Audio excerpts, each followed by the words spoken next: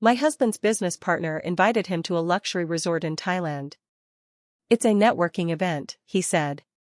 When he came back, he was distant, guilty. One night, his phone buzzed. A message from an unknown number. I missed last night. My blood ran cold.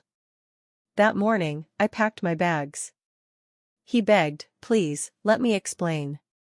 I nodded. Of course.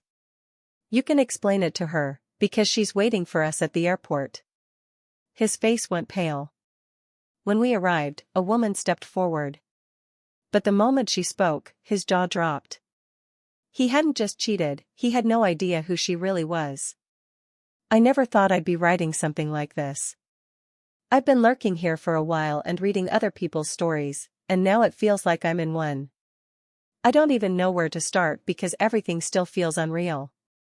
My husband Mark and I have been together for 12 years. Married for 9. We're not perfect, but I thought we were solid. We had our routines, our inside jokes, our lazy Sunday mornings. We had history. We had love. Or at least I thought we did. Mark co-founded a small tech company about 5 years ago with his friend Alex. It started in a basement and now it's something real. Investors. Clients. Offices. It's doing well, which means Mark's been traveling more.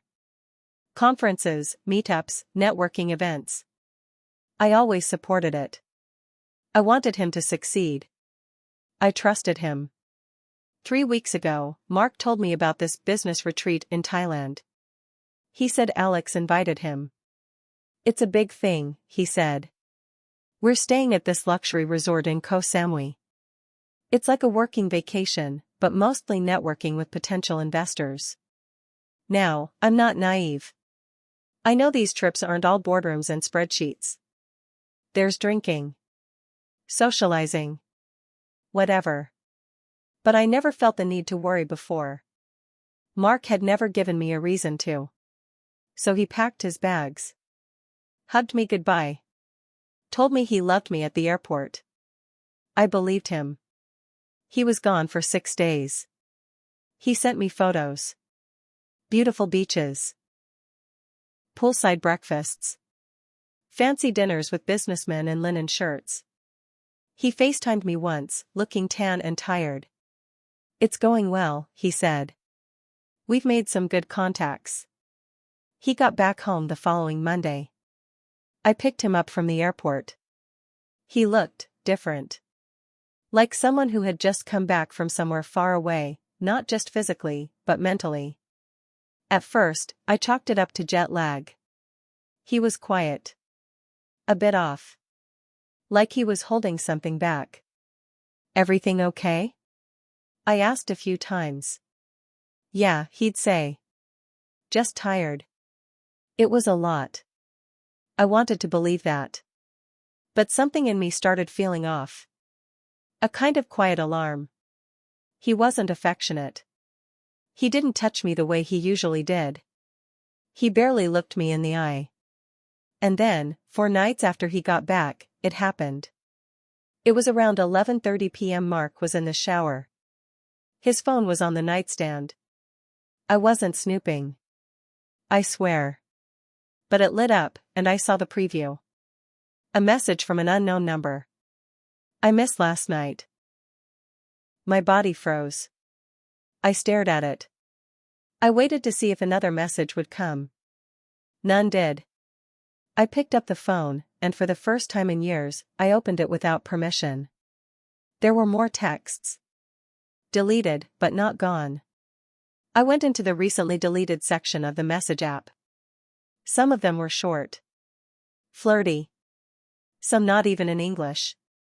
Some voice notes, just laughter and giggling in the background. One picture. A woman in a white bikini. Face not fully shown. Just her mouth. She was in a hotel room that didn't look like his. I waited until he got out of the shower. Towel wrapped around his waist. I held the phone out to him. Who is she?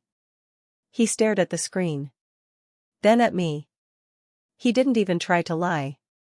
I messed up, he said. That's all. Not even a real explanation. Not even a name. I didn't cry. I felt sick, but I didn't cry. Not right then. I went to bed. Didn't say anything else. He didn't either. The next morning, I got up at 6 a.m. I started packing a suitcase. Mark woke up, saw me moving around. "What are you doing?" he asked. "I'm leaving." He sat up. "Wait. Please. Can I explain?" I turned to him and said, "Of course. You can explain it to her, because she's waiting for us at the airport." His face went blank. Like I slapped him. "What do you mean?" he asked, voice cracking. "I found her number," I said. "I texted her. Told her I was your wife. Told her we should meet. She agreed. She's flying in today." He sat on the edge of the bed, pale and sweating. He looked like he might throw up. "Why would you do that?" he whispered. I didn't answer. I just kept packing. We drove to the airport together. It was silent the entire way. Not a word. Just the hum of the road and his shallow breathing. When we got there, we waited at arrivals. Mark kept looking around nervously. He didn't know who to look for. And then, she walked up. Not in a bikini. Not giggling. She was wearing a blazer. Holding a leather folder. Calm. Collected. She looked at Mark and said, "Mr. Reynolds. We need to talk." His face drained of all color. Because she wasn't some random fling. She wasn't who he thought she was. She was someone else entirely. And that's when things started unraveling fast. So, we're standing at the arrivals gate. Mark looks like he's seconds away from passing out. He's already seen the woman, tall, maybe late 30s, dark hair pulled into a tight bun, sharp eyes. Not sexy. Not flirty. Not the kind of woman he thought he had a fling with. She walks up to us with a calmness that felt too practiced. "Mr. Reynolds," she says again. "We need to talk." Mark is frozen. I step in. "You said you were the one who sent the messages." "I am," she replies. Then she lifts the folder she's holding. She opens it. Inside, photos. Printed messages. Screenshots. Flight confirmations. Even a receipt from a beach bar in Koh Samui. I snatch one photo. It's Mark, on a lounger by the pool, drink in hand, looking very close to a woman in a white bikini. Her face is still turned away, but it's her. Same body. Same energy. "What is this?" I ask. "What is going on?" She says, "I'm with a private investigation firm. I was hired to follow Mark and document his interactions during the trip. And I wasn't the only one watching." That's when it got weird. Mark finally speaks. "Who hired you?" Her eyes go flat. "Alex did. His business partner." That hit like a brick to the face.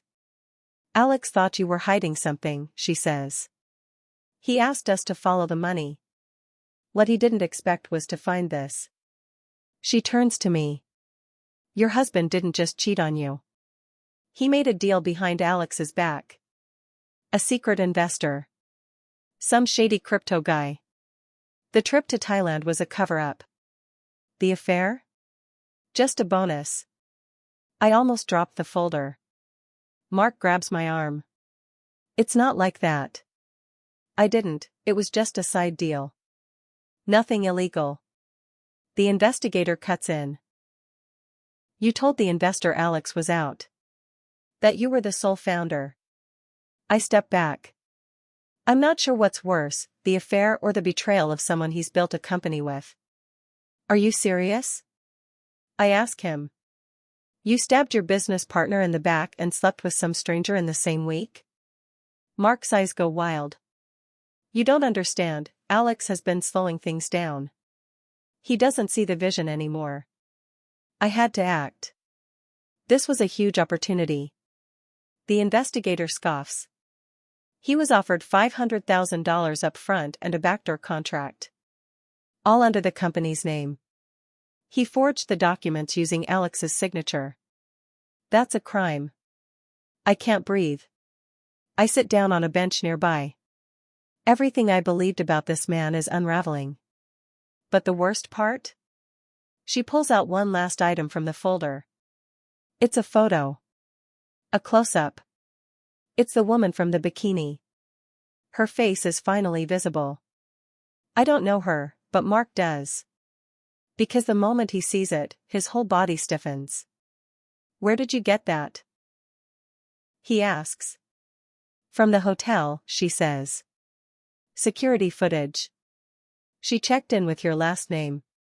She said you were her fiancé. What? I whisper.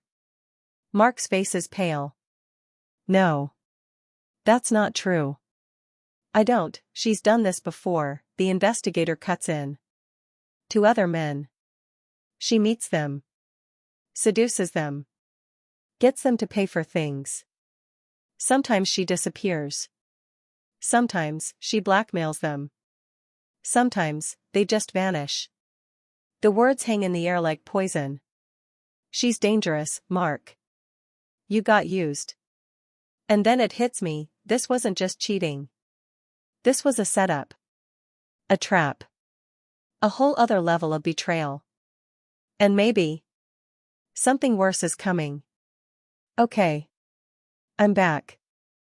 I don't even know how to describe the last 48 hours. The first part of this story felt like a betrayal. The second felt like some business scandal. But now? Now I think we're in something bigger, maybe something we can't walk away from easily. Last time I told you, the woman we met at the airport, who was posing as the other woman on Mark's phone, turned out to be a private investigator. Hired by Mark's business partner, Alex. She handed us a folder full of evidence. Told us that Mark was caught in something way worse than cheating. Secret crypto deal. Forged signatures. Lies. And just when I thought that was the climax, she showed us the real woman from Thailand. The one from the messages. The one in the bikini. Her face. Her name.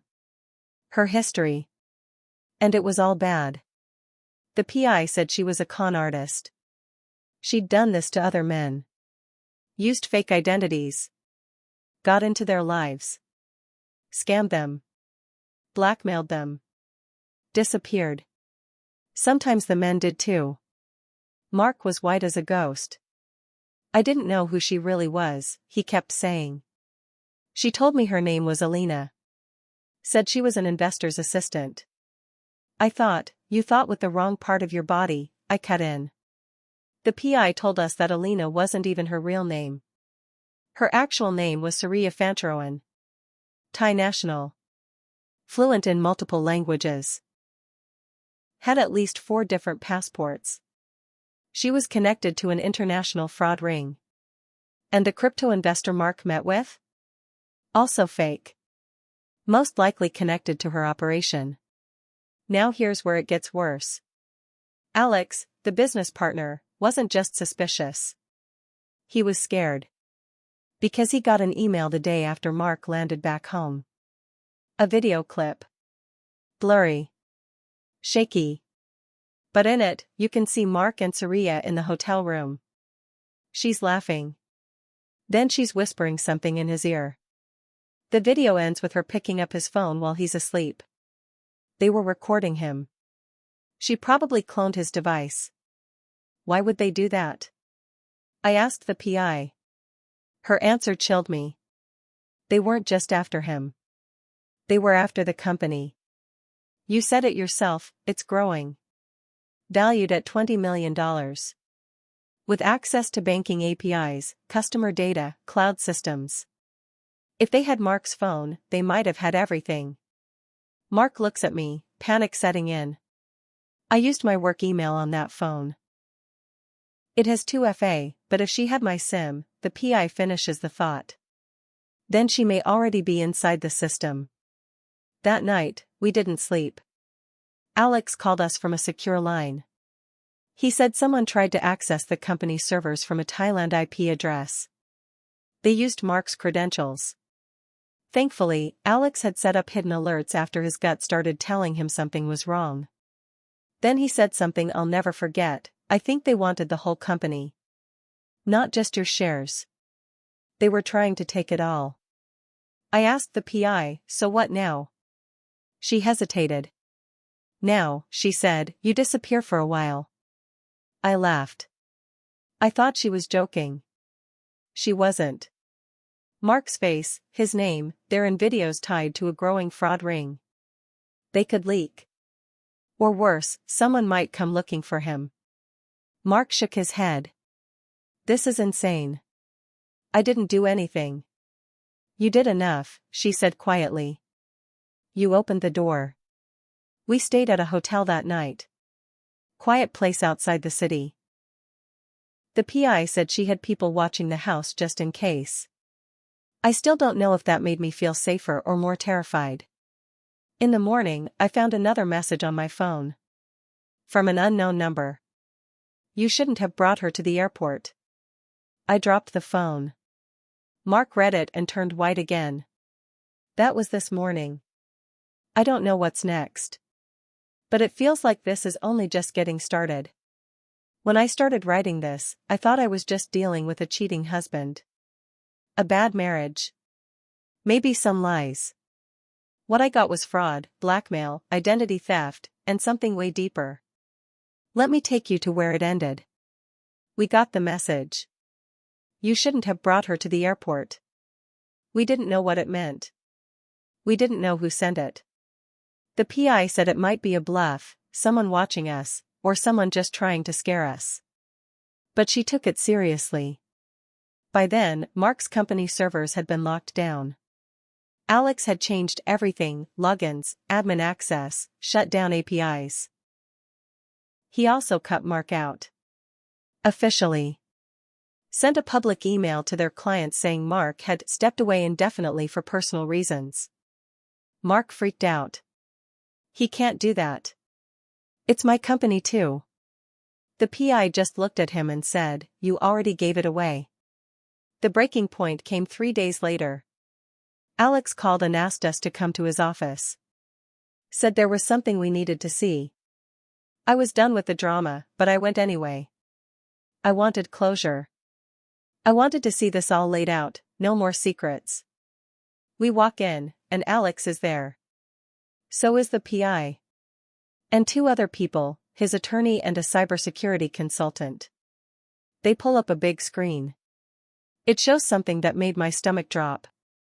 A folder of videos. All taken from the hotel room in Thailand. Not just one night. Multiple nights. Mark with Surya. Talking. Undressed. Drinking. But more than that, Surya was going through his bag. Taking photos of his laptop screen. Of documents. There was one video where she held his phone up and spoke directly to it. Thank you for the company, Mark. You're exactly the kind of fool we needed. The room went quiet. Mark stood up and yelled, this was a setup. This was a trap. Alex stood up too. You betrayed me first, man. You tried to sell our work to someone shady. You forged my name. I thought we were partners. Mark screamed. You lied to your wife. You sold out your team. You almost gave criminals access to every client we ever had. Partners don't do that. Mark sat down. He didn't say another word. I was shaking. Not with fear. With rage. You didn't just cheat, I told him. You put lives at risk. You used me. You used your company. For what? Some fantasy with a woman who played you? His voice cracked. I was lost. I just wanted to feel powerful again.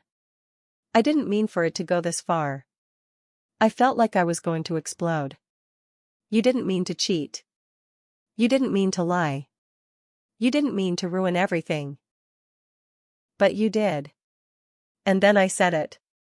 I'm done. You don't have to lie anymore. You don't have to explain. We're over. Mark didn't argue. He looked broken. Like something had finally clicked in his head, but too late. I left. Alex pressed charges against Mark for fraud and forgery. I haven't kept up with the legal side, but the last I heard, Mark is under investigation.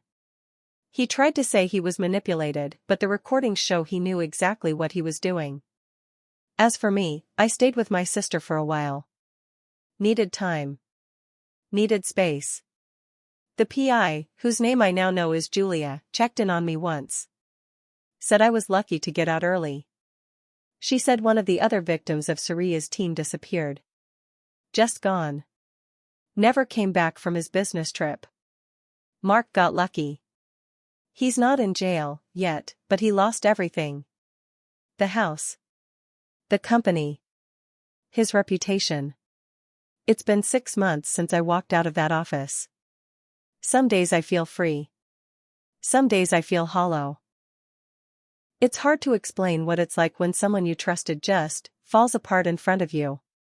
And drags you with them. I miss the person I thought he was. But I don't miss him. I've learned that betrayal isn't just about cheating. It's about how easy someone can make you doubt your own reality. Make you feel stupid for trusting them. I wasn't stupid. I was loyal. I was committed. He wasn't. And now he has to live with the mess he made. I'm starting fresh. New job. Therapy. I even laughed for the first time in weeks last Friday. That's something. So yeah. That's how it ended. Or maybe, how it started.